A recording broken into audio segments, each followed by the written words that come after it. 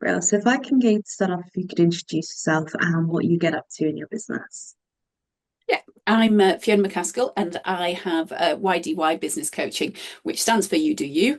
And it's all about the aesthetics industry really. I've worked in the aesthetics industry specifically for the last 7 or 8 years, ran a large academy and clinic. So we did lots of appointments, paying appointments per month, and 25 to 30 courses a month as well. So that very industry specific knowledge, and actually that's where I fell in love with aesthetics itself. But I've got lots of business knowledge from 20 years before that. But if I start naming the amount of years, then it kind of highlights my age a bit, doesn't it? No, it just sounds like you're really well established, if anything. Yeah, good, good, good. Yeah. Brilliant. So obviously you're saying, you do a coaching business. Could you tell me a bit more about that and like how you're able to help your clients? Okay, so I try and describe it as roots to tip business coaching and marketing in there as well.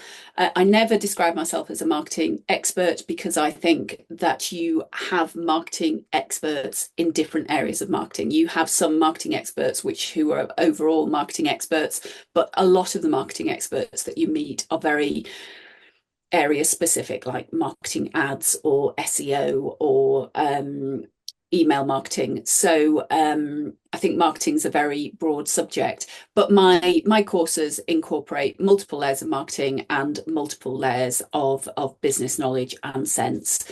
And it's root to tip because I always describe growing a business as kind of imagining you growing a butterfly tree. Why a butterfly tree? Well, it's because butterfly bushes and butterfly trees attract all the butterflies to them. The butterflies sit on them and they only want what that bush can give them effectively. So the root tip approach is the fact that most businesses need really, really strong roots to grow strong and to create a strong trunk and therefore grow the branches and attract the butterflies. But it's actually the area where a lot of businesses fall down, especially in aesthetics. They don't do all the root work first. And if you try and grow a tree without all those roots in place, then the first gust of wind, it will fall over and you won't have your tree anymore. So for me, it's about what are all of the things you need to do to create a great business and market it well so that you have profit and longevity and a business that really stands out from the crowd. So I don't really believe in two-step programs or do this one thing and the world will be yours, because I just think there are multiple things that you have to do. You have to wear multiple hats to begin with, and that can be a challenge when you're a small business, but hopefully you get to the point where you grow your business to an extent where you can then harness the power of other people working in your business as well, which then allows you to grow even further. That sounds absolutely amazing. It sounds like as well, we were chatting the other day is that, you go into aesthetics training, you learn the techniques, you learn how to do like derma fillers, whatever you want to specialize in. But you don't necessarily get that business side of things. You don't get taught, how to attract clients, how to build up your business, how to run and maintain one as well. It's there's stuff that you probably don't even think about, but actually, yes, I need to keep checking and doing the social media, but also kind of, you need to keep a track of your expenses, stuff like that, because eventually you need to sort out the money side of things. And it's Yeah. something that I think, unfortunately, not everybody even thinks about when they get into training to go into this profession. Yeah. No, I think that's so true. I think people rush at it and they can be perpetual learners from the clinical side and they gain great skills, and absolutely that's a really powerful thing to gain all these really good skills. But if you just keep gaining the clinical skills and you don't add in any of the business and marketing skills, you're never going to be able to help your business thrive in the right way. And in fact, actually, you get more emotionally stressed by it because you feel like, "Oh, I've invested so much in the training. I've spent all of the time doing this, and I'm still not managing to reach a customer base. Or, I've got all of these skills, but everybody else has got all of these skills. So how do I make my skills stand out from the crowd?" And there are lots of techniques around that. There are lots of routes forward you can take. And actually, it's quite easy to pick up knowledge from the internet these days of saying, oh, well, I'll listen to this and I'll listen to that, and you grab a bit of knowledge here. But knowledge isn't power unless you can actually turn it into something. So what you have to do is you have to have that layer of accountability that helps you drive your business forward. You have to have that sounding board that can give you information that you can't pick up from listening to a webinar on it, or reading a PDF or getting a free download. You have to be able to glue all of that knowledge together, have somebody hold you accountable for achieving the next thing. So, accountability is a massive thing. It's why deadlines work, isn't it? If you have a deadline, you're more likely to work to that deadline and achieve something. If you don't have a deadline, if you don't have somebody asking you questions about things, it's quite easy to kind of come up with excuses as to why you've stayed in your comfort zone and not pushed beyond it to, get to the things that are really juicy and actually will make your business thrive. No, definitely. So, one of my first questions for you today is, what are the most common problems that you see among estheticians that come to you for help and advice? I think the one of the biggest problems is mindset and overwhelm. As I said, I meet a lot of people who are actually quite far down the journey. So I have new people who come to me who have been perhaps in the NHS for years and then decide to break out and do aesthetics, and they have a genuine passion for it. But I also have people who have been doing it for 2 or 3 or 4 years, but haven't yet managed to turn it into a successful business. And a lot of that is to do with information overload. We all get into this hideous doom scrolling on social media and looking at what other people are doing and thinking, should I copy that, or am I missing out on that, or all of those sort of things. And that doom scrolling is a nightmare because you're constantly comparing yourself to other people who appear to be busier or have new ideas that you haven't got, and so it paralyzes you. You get into the state of paralysis where you can't move forward or back, but actually you've invested a load of money already into achieving the skills you've got, but you can't actually do anything with them. So the first thing I do is kind of look at the vision and the purpose and the why behind why people went into it, kind of unravel those knots, and then look at the mindset and unblock the overwhelm, which allows them to go forward with a plan. Plans are a miracle. Planning your business properly, planning your steps forward, is often a step people skip. They just drop into it and they don't plan it. But if you plan it, it makes life so much easier. Quite interesting as well. There's like, you do have a range that do come to you. So it's not like, I feel like, everyone is sort of in the same boat, certain, no matter kind of where you are on the journey. And especially at the minute, seems to be a lot of the same sort of discourse or people struggling as well. And I think, obviously the pandemic as well has had a massive effect on, people, obviously even down to complications change because people who have contracted COVID-19, stuff like that, actually react differently now to a lot of different like salon grade or aesthetics products, especially with like dyeing hair and everything. We had a previous episode where it's someone who patch tests always fine, but then one time they did patch test them after kind of the initial lockdown when things got back to normal, and all of a sudden they had a massive reaction to what was normally like a safe product that they always were okay with. And which is why, like we always say, especially with safety procedures, stuff like that, it's always key to keep them on, even if, oh, they deal with that fine. It's all good. It's like, yeah, but something could change easily, isn't it? Yeah. And I think actually since the pandemic, fear is a big thing anyway. I think people are just more fearful, and that's a difficult thing to get over. So Mm. it's fear of complications. It's kind of fear of the unknown. It's almost around that conversation. When my children used to ask me when they were young, would such and such ever happen? I'd go, oh no, don't be daft. That would never, never happen. But since COVID, you feel like you can't say never, never about anything. It's always like, it might happen. And so, and that feeds into your ability to push outside your comfort zone as well, which as a business entrepreneur, you need to do. You need to do something uncomfortable every single day in your business to make progress. And if for 90 days you sat down and did something uncomfortable in your business, so you pushed yourself forward in an incremental way for 90 days, you would do great things with your business. But we're even less programmed to do that now than we used to be. So yeah, I think there's a lot of worry that goes around now. Right. So my next question is, what key aspects should estheticians kind of focus on when running their business? Because I think we'd like to assume the majority of them are going to be self-employed, although some do kind of run within like a salon or clinic. Mm. So interestingly, I was when I talk about route to tip, I was doing some mind mapping the other day. I love doing a bit of mind mapping when I'm trying to work something out and trying to visualize how I want to explain it to somebody. I tend to draw it out in a big way. So I was drawing out my butterfly tree and looking at what that meant.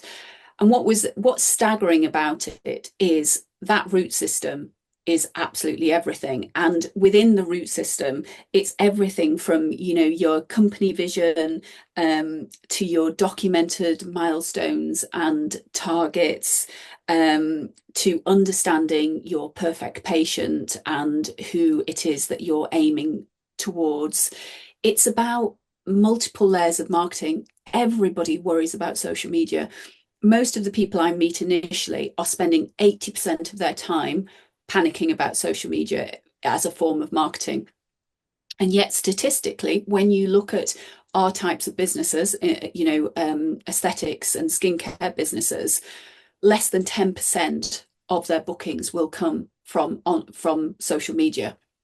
And the rest of the bookings will come from, good SEO and search engines and direct marketing and email marketing and all of that kind of thing. So if you're spending 80% worrying about social media, such a missed opportunity. And also, if you're just worrying about one layer of marketing, then you're putting all your eggs in one basket. Whereas if you can develop multiple layers of marketing, if the algorithm changed and your followers dropped off the face of the earth, then you'd still have the other layers of marketing to keep you going. Equally, if something happened on your website which slowed traffic down through Google and you dropped to the bottom of the page instead of being at the top of the page, you'd have your other layers of marketing to keep you going. So having multiple layers of marketing and developing the systems and automation in your business to make those as painless as possible is really important. And often people haven't taken the time to do all of that. They say, oh, I know I should be doing this and I know I should be doing that. I'm just not doing it. And actually, when you say to people, well, actually stop worrying about social media, it's fabulous. I'm not saying social media isn't important. Of course it's important. We all need a great shop front. People always love to go and have a look at other people. And of course you will get some bookings on social media. So I'm not saying ignore it. I'm just saying it is one of your routes to market. It is not the be all and end all.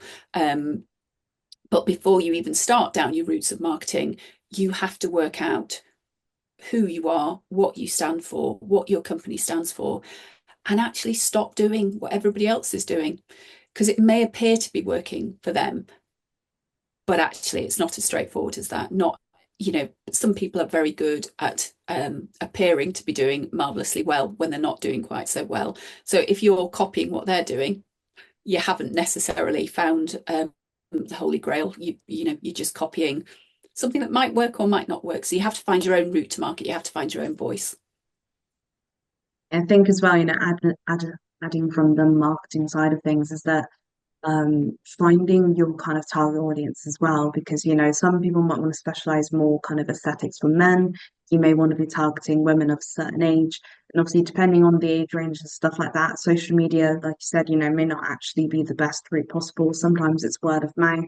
Sometimes maybe you need to do more on Facebook. Sometimes you need to go more on Instagram. So having that research base as well So then it's like, although being present on social media, I think it's almost kind of like a given with any sort of business nowadays, but finding kind of who you're looking for and trying to target, and then obviously you can tailor your marketing in a way so then hopefully do get that. I mean, if you don't have to focus on a certain age range, so anyone wants aesthetics done, anyone wants Botox or filler, whatever.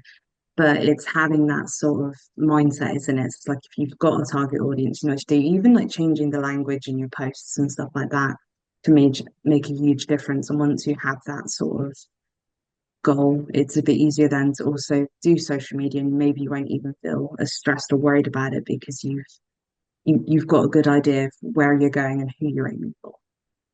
Yeah, absolutely. Your perfect patient is is one of the biggest roots in your business, because everything comes from that. Your tone, the language you use in all of your layers of marketing, your ideal customer journey, um, the treatments that you offer, everything comes down to who it is that you're speaking to. And a famous marketing quote is, if you're marketing to everyone, you're marketing to nobody at all. And that is fundamentally really, really true. If you're spreading your message so thinly because you're trying to grab everybody, who's going to pay attention to you? You don't stand for anything really. Whereas if your voice is relevant, and if it resonates at the right level with the right people, there are plenty of those people around you who will want to flock to come to you. And then it won't matter whether you're on a high street with people to the right of you or the left of you. It really doesn't matter, because it's your voice who's that's resonating with your audience, and they'll walk through your door and come to you, and they won't be questioning you on price because they can see your value, and they will trust what you have to say to them. So you'll be able to offer them a really authentic, strong service that will give them results-driven treatments, and you won't have to fight that hard for it, because you've already put the right messages out there towards the right people. But you have to be brave enough to decide that you want to kind of niche down or really focus on a perfect patient. And one of the questions I get asked a lot is, does that mean that I'll narrow my audience and I won't get anybody else? And it never works that way. You can speak a language to a certain person, and you can really get to know them and understand them and everything they need. But they'll have sisters or mothers or you know daughters who they recommend you to, who may not be that perfect patient as you see them, but equally they're people who need help, and they have that trusted referral from somebody who is your perfect patient, and so you will get those people into your business as well. So it's not really narrowing your business, it's just actually making it easier to market your business and authentically offer a message that does allow you to stand out from the crowd, rather than doing what everybody else is doing. Absolutely. So, well, I feel like we've picked your brains fairly well here. Is there anything else you'd like to before we wrap up the episode today? No, but obviously I'm coach, so I would absolutely say this, but getting coaching, whether that would be with me or anybody else, I think is vital to driving your business forward. Coaches have coaches, because actually coaching is about taking that person and allowing them to unpack everything that's within them, but then to put it in a formatted way that allows them to drive their business forward in a kind of a faster, more meaningful fashion. So, whatever you're thinking about doing in your business, try and find somebody that you are accountable to, that will enable you to stay on track and to stay focused. And that's one of the biggest challenges, is staying on track and staying focused. I agree. Well, thank you so much for coming on today. It's been really great to hear your side of things. Oh, thank you. My pleasure.